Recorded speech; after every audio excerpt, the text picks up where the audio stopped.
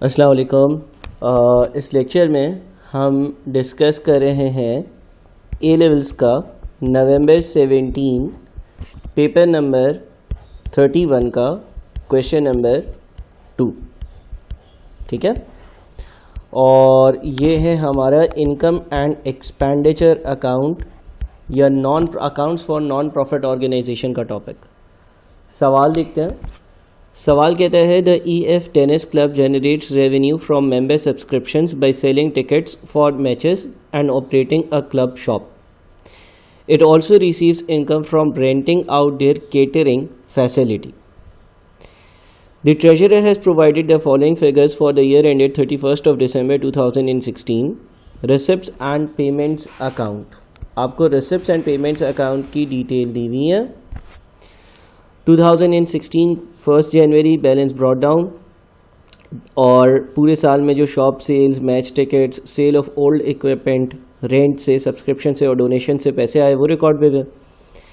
Payments पर new equipment की payment है, शॉप की परचेजेस है, printing and advertising for matches है, ग्राउंड स्टाफ वेजेस है, शॉप स्टाफ वेजेस है और बैलेंस कैरेड डाउन है।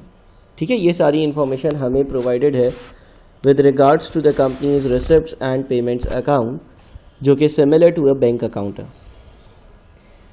इसके बाद अदर बैलेंसेस में हमारे पास 1 जनवरी और 31 ऑफ दिसंबर का इन्वेंट्री, इक्विपमेंट और शॉप के ट्रेड पेएबल्स के बैलेंसेस अवेलेबल हैं। इक्विपमेंट की नेटबुक वैल्यू 31 ऑफ दिसंबर 2016 वाले दिन की अवेलेबल नहीं है। एक एक कर रिक्वायरमेंट्स को डिस्कस करते हैं। रिक्वायरमेंट ए कहता है distinguish between the capital of a soul trader and the accumulated fund of a non-profit making club or society. हम जब सोल ट्रेडर की अकाउंटिंग करते हैं तो उसमें हम एक टर्म यूज़ करते हैं कैपिटल, लेकिन जब हम एक नॉन प्रॉफिट मेकिंग क्लब या सोसाइटी की अकाउंटिंग करते हैं, इनकम एंड एक्सपेंडिचर अकाउंट वाला टॉपिक करते हैं, तो हम एक वर्ड यूज़ करते हैं एक्यूमुलेटेड फंड्स रादर देन दी कैपिटल। तो सवाल 2 मार्क्स का है, बोलता है इन दोनों में डिफरेंस क्या है। तो बड़ा ब्रीफली हम लिखेंगे कि जब हम बात कर रहे होते हैं किसी एक ट्रेडिंग कंपनी की, फॉर एग्जांपल एक सोल ट्रेडर की, अगर हम बात करते हैं एक सोल ट्रेडर की, तो सोल ट्रेडर के केस में हम जो टर्म्स यूज़ करते हैं, मुख्तलिफ टर्म्स होती हैं नॉन प्रॉफिट ऑर्गेनाइजेशन और सोल ट्रेडर्स में। सोल ट्रेडर्स में हम एक टर्म यूज़ करते हैं जिसको हम कहते हैं कैपिटल, और ये जो कैपिटल की टर्म होती है ये इफ़ेक्टिवली आपको, अगर इसकी डेफिनेशन हम बोलें तो हम ये बोलेंगे कि this is the amount invested bye owner. ये वो अमाउंट होता है, अमाउंट इन्वेस्टेड बाय ओनर, जो अमाउंट ओनर इन्वेस्ट करता है। इसके साथ साथ कैपिटल जो है, अगर कंपनी प्रॉफिट्स कर रही है तो इंक्रीज़ होता है, अगर लॉसेस हैं तो डिक्रीज़ होता है, अगर ओनर ड्राइंग कर रहा है तो डिक्रीज़ होता है। तो इस तरह की बातें आप कैपिटल के लिए लिख सकते हो। जबकि जब हम नॉन प्रॉफिट ऑर्गेनाइजेशन की बात करते हैं, नॉन प्रॉफिट ऑर्गेनाइजेशन के केस में कोई बिजनेस ओनर नहीं होता। ठीक है, ओनर्स नहीं होते नॉन प्रॉफिट ऑर्गेनाइजेशन के, ट्रस्टीज़ वगैरह होते हैं। और जो कैपिटल की टर्म है वो यूज़ नहीं करी जाती, बिकॉज वो पैसा किसी एक इंडिविजुअल बंदे को बिलोंग नहीं करता या किसी की इन्वेस्टमेंट नहीं होती है, बल्कि उसकी जगह एक टर्म यूज़ करी जाती है accumulated funds. However this is somehow similar to capital, और अगर आपकी जो नॉन प्रॉफिट ऑर्गेनाइजेशन है वो प्रॉफिट्स करती है तो ये एक्यूमुलेटेड फंड्स का अमाउंट इंक्रीज़ होता है। प्रॉफिट्स की टर्म के बजाय यहाँ पर surplus of income over expenditure की टर्म यूज़ होती है। और अगर आपकी नॉन प्रॉफिट ऑर्गेनाइजेशन लॉसेस करती है तो ये एक्यूमुलेटेड फंड्स डिक्रीज़ होते हैं।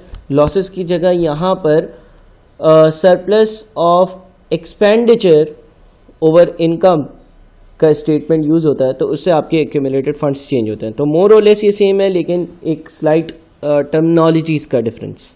ठीक है, ये हमारा पार्ट ए हमने डिस्कस किया, 2 ही मार्क्स का था, तो आप अपने वर्ड्स में लिख सकते हो। बी में बोलता है prepare the shop income statement for the year ended 31 of December 2016।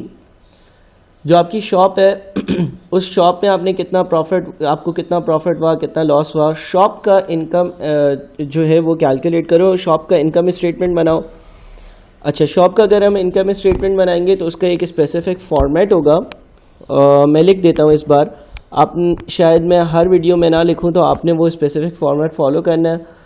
आप टॉप पर कंपनी का या क्लब का नाम लिखोगे, फॉर एग्जांपल यहाँ पर EF टेनिस क्लब, ठीक है। उसके बाद आप अगली लाइन में लिख सकते हो शॉप ट्रेडिंग अकाउंट,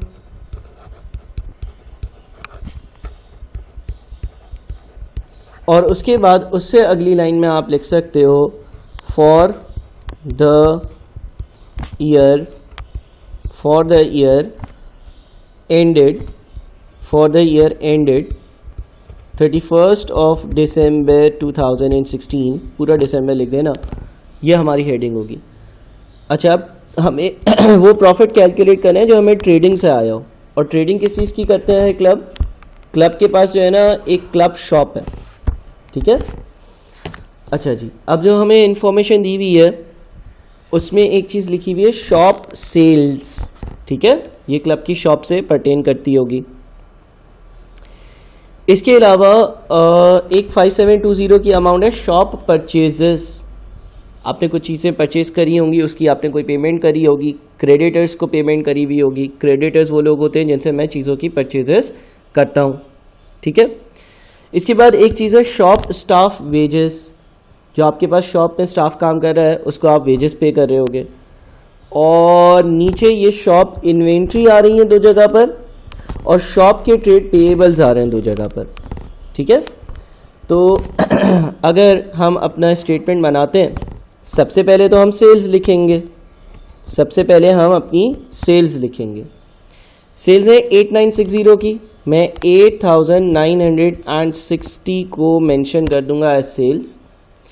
इसमें से हम माइनस करेंगे कॉस्ट ऑफ सेल्स को, इसमें से हम माइनस करेंगे कॉस्ट ऑफ सेल्स को। कॉस्ट ऑफ सेल्स की जो मूवमेंट होती है उसमें सबसे पहले हम ओपनिंग इन्वेंट्री को दिखाते हैं।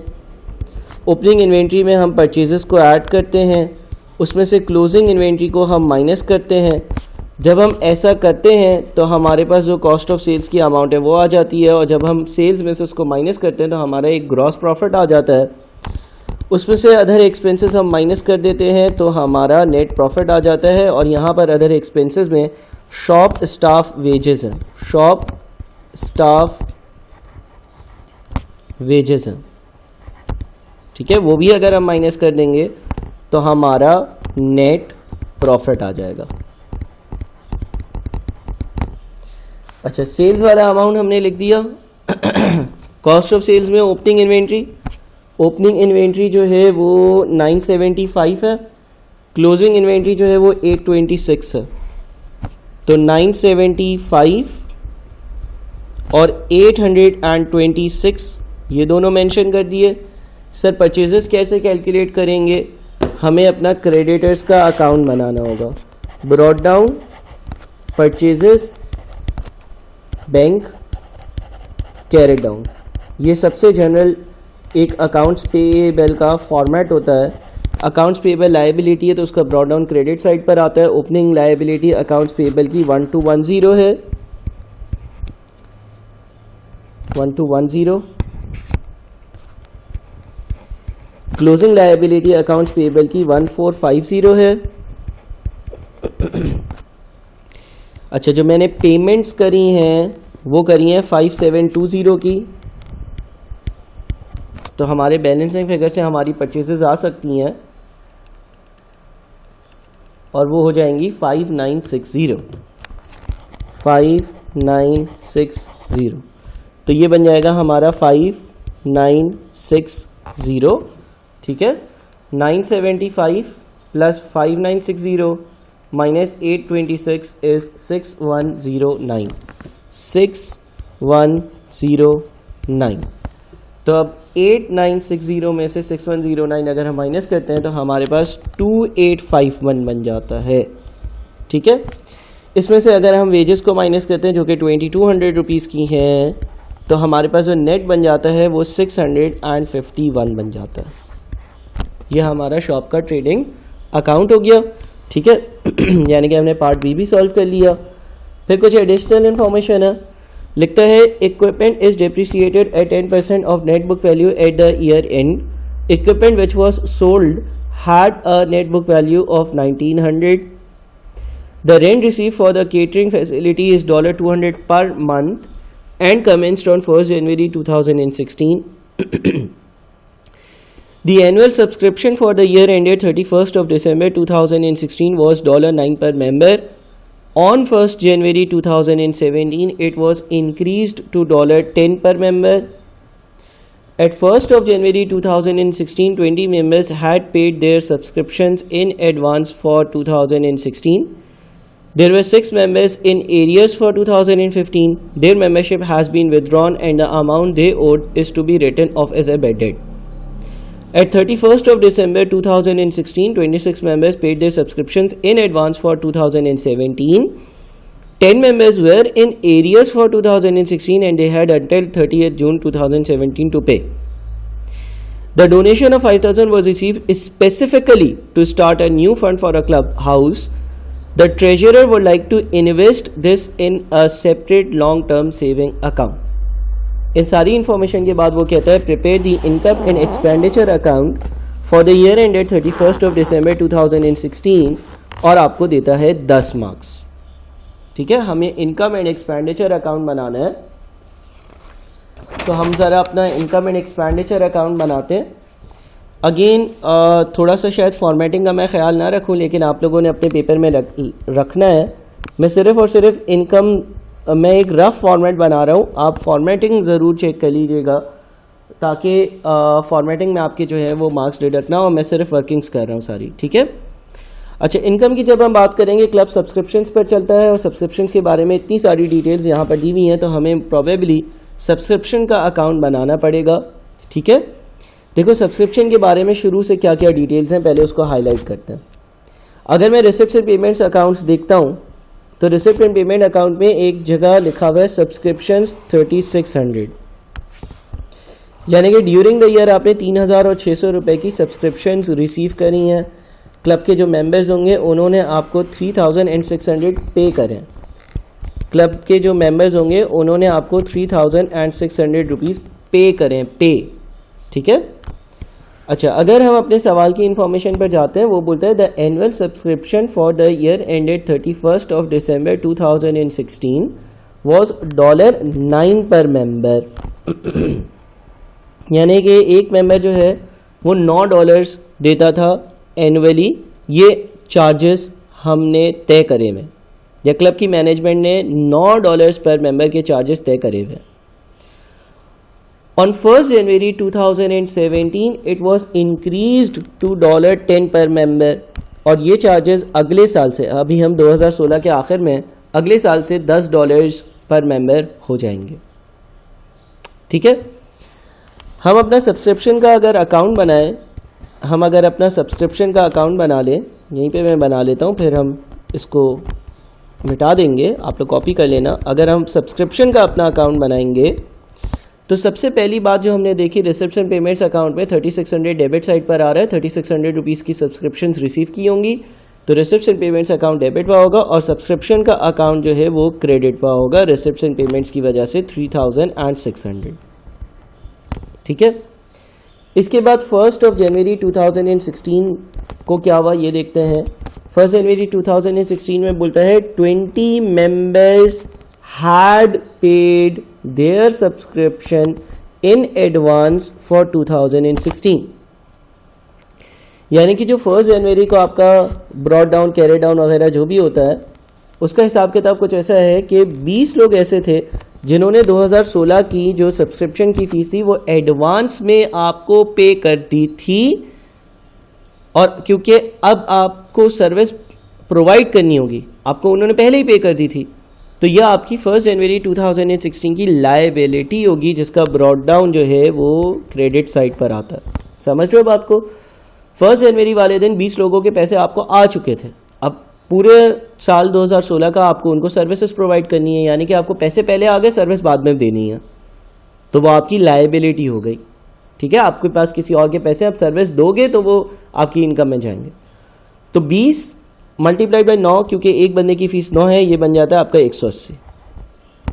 ठीक है, फिर बोलते हैं there were 6 members in arrears for 2015। 2015 के 6 मेंबर्स ऐसे थे 1 जनवरी वाले दिन कि जिनके पैसे नहीं आए थे। उनको सर्विस दे दी थी 2015 में, लेकिन पैसे नहीं आए थे। कब आएंगे? 16 में आएंगे। तो अगर 16 में मेरे पास पैसे आएंगे किसी एक सर्विस के जो मैं 15 में प्रोवाइड कर चुका हूँ, मेरा एसेट है, मुझे पैसे रिसीव करने हैं, मुझे बेनिफिट मिलेगा। The membership has been withdrawn and the amount they owed is to be written off as a bad debt. Interesting सी बात यह है कि उन्होंने क्योंकि पैसे नहीं दिए थे तो क्लब ने यह फैसला कर लिया कि हम उन 6 लोगों की मेंबरशिप को कर रहे हैं कैंसिल। उनसे पैसा नहीं आया है, हमें तवक्को भी नहीं है, और हम इसको बेड डेट में लेकर जा रहे हैं, यानी कि हम ये सोच रहे हैं कि ये मेरा नुकसान हो गया। तो एक काम तो आप ये कर सकते हो कि पहले तो यहाँ पर ब्रॉड डाउन लिखो, 6 इंटू 9, 6 इंटू 9, 6 इंटू 9 इज 54, क्योंकि ओपनिंग बैलेंस में तो ये 54 रुपीज़ रिसीव करने थे ना। बट मैंने फैसला क्या किया कि मैं ये सोच लूँगा कि ये मेरे बेड डेट है, तो फिर बेड डेट एक्सपेंस डेबिट और सब्सक्रिप्शन अकाउंट क्रेडिट वापस से एक और एंट्री पास होगी सेम अमाउंट से। 54 रिसीव करने थे इसलिए मैंने लिखे, पहले ब्रॉड डाउन में तो आया होगा, एंट्री के जरिए उसको एक्सपेंसेस में लेकर गया। नेट इम्पैक्ट 0 है, ना सब्सक्रिप्शन इंक्रीज हुई ना डिक्रीज हुई, कुछ भी नहीं, एक बैलेंस था वो अब बेड डेट्स में चला गया। फिर बोलते हैं 31 December 2016 26 members paid their subscriptions in advance for 2017। 26 लोगों ने 2017 की सब्सक्रिप्शन आपको एडवांस पे पे कर दी है, और 2017 की सब्सक्रिप्शन जो है 10 रुपये के हिसाब से 26 लोगों की 260 बनती है। और अगर इन्होंने पहले पैसे दे दिए और सर्विस मुझे बाद में देनी है तो मेरे पास किसी और के पैसे हैं, बिकॉज अभी मैंने उनको सर्विस नहीं दी है, विच मीन्स ये मेरी लायबिलिटी है। और अगर लायबिलिटी है तो उसका जो कैरी डाउन होता है वो डेबिट साइड पर इधर लिखा जाता है, यहाँ पर आएगा 260। इसके बाद लिखा हुआ है 10 members were in arrears for 2016 and they had until 30 June 2017 to pay. 10 members ऐसे थे जो 2016 के आखिर में एरियर्स में थे, सर्विस दे दी, पैसे रिसीव करने, and they had until 30 June 2017 to pay, और वो 30 जून 2017 तक कभी भी पेमेंट मुझे कर सकते हैं, विच मीन्स मैं सर्विस दे चुका हूँ, मेरा एसेट है, कैरी डाउन इधर आएगा, 10 इंटू 10 इज 100। अब ज़रा हम बैलेंसिंग फिगर अगर निकालें 180 प्लस 3600 प्लस 54 प्लस 100, तो क्रेडिट साइड पर आता है 3934 टोटल, 3934। इस 3934 में से 260 और 54 को अगर माइनस कर देते हो तो 3620 आ रहा है। ठीक है, हम देख लेते हैं कि कोई और एडजस्टमेंट तो नहीं है। अच्छा, एक चीज़ करेक्ट कर लेंगे हम, वो ये है कि 2016 की जो सब्सक्रिप्शन फीस थी वो 9 थी। तो इन 10 लोगों को जो सर्विस दी है, क्योंकि वो मैंने 2016 में दी है, तो ये कैरी डाउन 10 के हिसाब से नहीं होगा, ये 9 के हिसाब से होगा, बिकॉज 2016 में जब इन्होंने मुझसे सर्विस ली तब तो ये 9 रुपये की सर्विस थी। इफेक्टिवली ये अमाउंट जो है वो 3610 होगा। ये एक चीज़ करेक्ट कर लेना, ये PNL में जाएगा। ठीक है, क्योंकि मैंने इन 10 मेंबर्स को जो सर्विस दी थी वो 2016 में दी थी, और 2016 का रेट 9 रुपये का था। ऑल्दो वो पैसे मुझे बाद में दे रहे हैं, बट मैंने जब इनको सर्विस दी तब वो 9 रुपये की थी। तो 3610 जो है वो हमारी एक इनकम है, सब्सक्रिप्शन से आने वाली इनकम। अब हम अपने इनकम एंड एक्सपेंडिचर अकाउंट बना लेते हैं। मैं पहले अपनी सारी इनकम्स लिखता हूँ। इनकम में हमारे पास एक है सब्सक्रिप्शन, सब्सक्रिप्शन के हमारे पास 3610 हैं।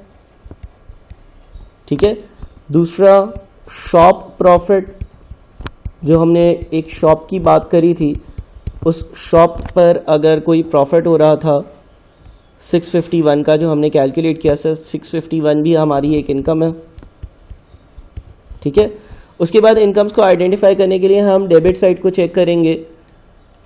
मैच टिकट्स आ रहा है 2740, इसका मतलब मैंने कोई मैच करवाया, उसकी टिकट सेल हुई और उससे इनकम हुई। मैच टिकट्स 2740, ये एक और चीज़ आ गई। ठीक है। इसके बाद हम रिसिप्ट्स एंड पेमेंट्स की डेबिट साइड मजीद देखें। सेल ऑफ ओल्ड इक्विपमेंट, पिछली इक्विपमेंट बेचकर 1760 आए, हो सकता है कि इस पर प्रॉफिट हो। कैसे चेक करेंगे? 1760 की इक्विपमेंट बेची है, ये पैसा आया। अच्छा, इससे रेलिवेंट एक पॉइंट लिखा हुआ था, equipment which was sold had a net book value of 1900। तो 1900 की अगर बुक वैल्यू थी और वो चीज़ मैंने 1760 में बेच दी, तो मैंने प्रॉफिट में तो नहीं बेची है, मैंने कितने के लॉस में बेची है? 140 के लॉस में बेची है। ये एक्सपेंडिचर्स में आएगा, इनकम्स में नहीं आएगा। और क्या? रेंट ऑफ केटरिंग फैसिलिटी, कोई केटरिंग की फैसिलिटी है वो रेंट पे देता हूँ मैं, 2600 रुपये उसके यहाँ पे लिखे हुए हैं, ठीक है ना। सब्सक्रिप्शन लिखी हुई है, डोनेशन लिखी हुई है। अच्छा, रेंट ऑफ केटरिंग फैसिलिटी के बारे में देख लेते हैं कि कोई एडजस्टमेंट है या नहीं। हाँ, यहाँ पे लिखा हुआ है the rent received for the catering facility is $200 per month and commenced on 1 जनवरी 2016। जो केटरिंग का रेंट है ना वो है 200 रुपये पर मंथ जो मैं किसी से रिसीव करता हूँ, तो 12 महीने का हो गया 2400। सर ऊपर जो है वो 2600 क्यों लिखा हुआ है? ऊपर 2600 इसलिए लिखा हुआ होगा क्योंकि जिसने मुझसे ये फैसिलिटी ली होगी, मे भी हो सकता है कि उसने जो है वो मुझे 1 महीने का रेंट जो है वो एडवांस में पे कर दिया है, ठीक है। वैसे मैं रेंट कितना लेता हूँ? 2400, उसने मुझे अगले साल के पहले महीने का रेंट भी दे दिया है, ठीक है ना। तो बहरहाल इनकम में तो 2400 रुपये ही आएगा, यानी कि यहाँ पर रेंट इनकम जो है हमारी, अच्छा रेंट एक्सपेंस भी हो सकते हैं, इनकम भी हो सकती है। यहाँ पर रेंट रिसीव्ड और रेंटल इनकम की बात हो रही है, तो ये इनकम्स के जो टोटल बनता है ये कितना है भाई? 3610 plus 651 plus 2740 plus 2400 which is 9401 9401। फिर हम लिखते हैं एक्सपेंसेस या एक्सपेंडिचर्स। एक्सपेंसेस या एक्सपेंडिचर्स अगर हम लिखेंगे तो अगेन हम एक जो हमारा एक्सपेंस है बेडेट्स का एक्सपेंस है 54, ठीक है ना, जो सब्सक्रिप्शंस बेडेट्स में चली गई थी। दूसरा हमने यहाँ पर loss on sale of equipment भी कैलकुलेट कर लिया। Loss on sale of equipment मैं शॉर्ट में लिख रहा हूँ, आप लोग प्रॉपरली लिखिएगा। 140 का ये लॉस आ गया था, ठीक है। उसके बाद और अगर हम अपनी चीज़ें देखें तो हमारे पास पेमेंट्स में क्रेडिट साइड पर न्यू इक्विपमेंट की परचेजेस की वैल्यू है, शॉप परचेजेस है। Printing and advertising for matches 3765, matches के लिए कोई प्रिंटिंग और एडवर्टाइजमेंट करवाइए, उसका खर्चा 3765 है। प्रिंटिंग एंड एडवर्टाइजमेंट 3765, ये एक और चीज़ हो गई, ठीक है। उसके बाद और अगर हम देखते हैं तो ground staff wages 4210, ground staff wages यानी कि कोई स्टाफ है उसकी वेजेस है 4210, ये भी हो गया, ठीक है। और अगर हम देखें तो हमें ये देखना पड़ेगा कि डेप्रिसिएशन से रिलेवेंट क्या बात है, बिकॉज डेप्रिसिएशन की परसेंटेज दी हुई है, तो डेप्रिसिएशन हम अप्लाई करते हैं। हमने न्यू इक्विपमेंट ख़रीदी है 1400 की, 1400 रुपये की नई इक्विपमेंट ख़रीदी है, ठीक है। अच्छा, इक्विपमेंट की नेट बुक वैल्यू ओपनिंग दी हुई है 14760 की ओपनिंग नेट बुक वैल्यू है, ठीक है। अच्छा, ओपनिंग नेट बुक वैल्यू में आपने 1400 की इक्विपमेंट और ख़रीदी है, उसको ऐड कर दो, और आपने एक इक्विपमेंट बेची भी है जिसकी 1900 की नेट बुक वैल्यू थी, वो माइनस कर दो, ठीक है। और 14760 प्लस 1400 माइनस 1900, ये नेट आपका बच जाता है 14260। 14260 का आप ले लो 10%, 14260 का आप ले लो 10%, इसका 10% आपका बन जाता है 1426 बन जाता है, ठीक है। तो 1426 जो है वो आपकी डेप्रिसिएशन वाली अमाउंट है। सबको अब ऐड कर दो, 54 प्लस 140 प्लस 3765 प्लस 4210 प्लस 1426, ये आपका बन जाता है 9595।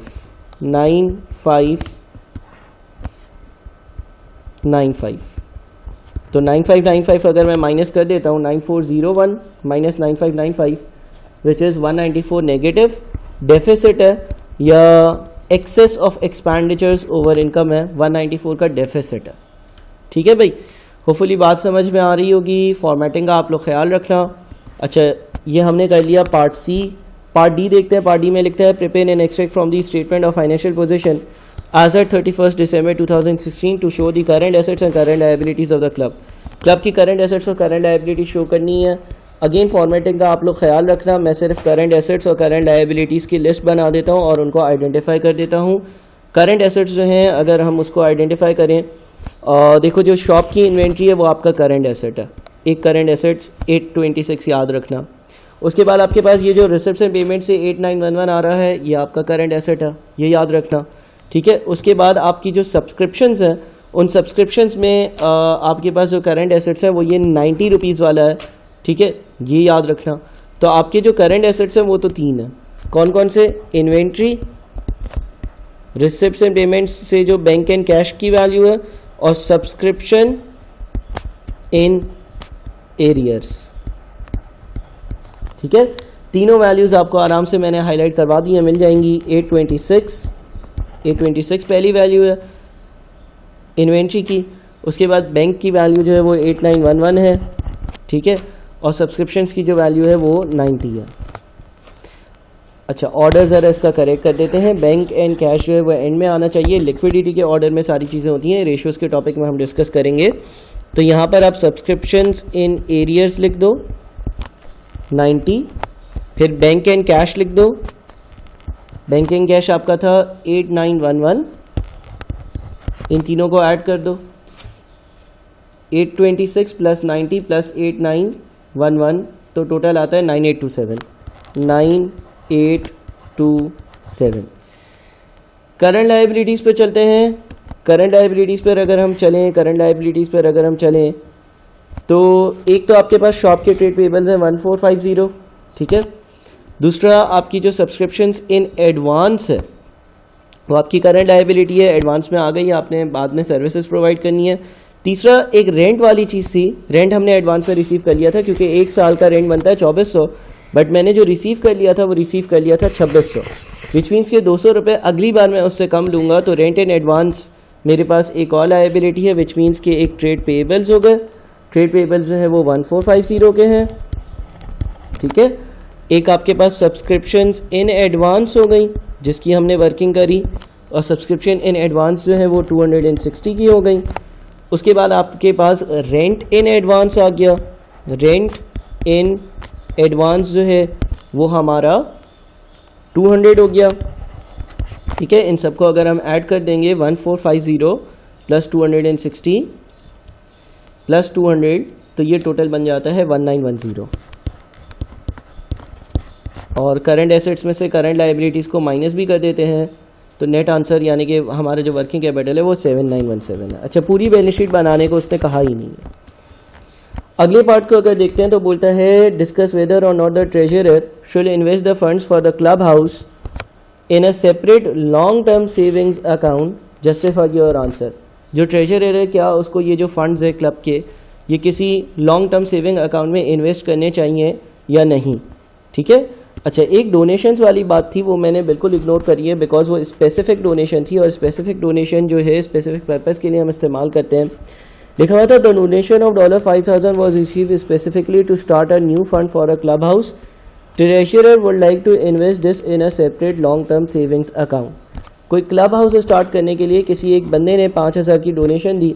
ट्रेजरर ये सोच रहा है कि इसको मैं लॉन्ग टर्म सेविंग अकाउंट्स में जो है वो इन्वेस्ट कर दूँ ताकि मुझे कोई इनकम जनरेट हो जाए। इसके बारे में आपने कुछ कमेंट्स पास करने हैं। ठीक है, और 5 मार्क्स का सवाल है। अच्छा मैं चाहूँ तो मैं इस डोनेशन को किसी लॉन्ग टर्म सेविंग अकाउंट में इन्वेस्ट कर सकता हूँ। पहली चीज़ मैं ये डिस्कस करूँगा, बिकॉज स्पेसिफिक किसी एक पर्पस के लिए अगर डोनेशन है, क्लब हाउस बनाने के लिए है, और वो फंड्स मेरे पास पड़े रहेंगे कुछ टाइम के लिए, तो मैं उसको इन्वेस्ट कर शायद कुछ इनकम जो है वो जनरेट कर सकता हूँ। ठीक है ना। इससे फ़ायदा क्या होगा? इससे फ़ायदा ये होगा कि जब आप लॉन्ग टर्म सेविंग अकाउंट में इन्वेस्ट करते हो तो उससे कुछ इनकम जनरेट हो जाती है, और वो इनकम जो है वो आपकी क्लब की इनकम को इंक्रीज़ कर देगी। ठीक है। अच्छा, इससे एक और फ़ायदा ये होगा कि आपकी जो क्लब की ट्रेडिशनल इनकम है जो कि सब्सक्रिप्शन से आती है एंड शॉप से आती है, उसके अलावा भी आपको एक किसी और सोर्स से इनकम मिल रही होगी, और किसी और सोर्स से इनकम मिल रही होगी तो वो क्योंकि एक generally long term saving account एक सिक्योर सोर्स है, तो आपको पक्का होगा कि कुछ ना कुछ जो है वो इनकम मैं हर साल जनरेट कर रहा हूँगा। ठीक है ना। और इससे एक और फ़ायदा ये हो सकता है कि अभी जो मेरा डेफिसिट आ रहा है वो कवर हो सकेगा। तो इस तरह की आप बातें जो है इस सवाल के आंसर में मेंशन कर सकते हो। अब हम अगर आप लोगों की कोई भी क्वेरी हो तो आप मुझे व्हाट्सएप कर सकते हो और पूछ सकते हो, और जितनी चीज़ें अभी तक करी हैं वो आप अच्छे से कॉपी करें, देखें, समझें और अपने पास लिख लें। Play, pause, rewind, forward video कर आराम से सारी चीज़ें आप लोगों ने जो है वो अपने पास नोट डाउन करनी है। बहुत शुक्रिया।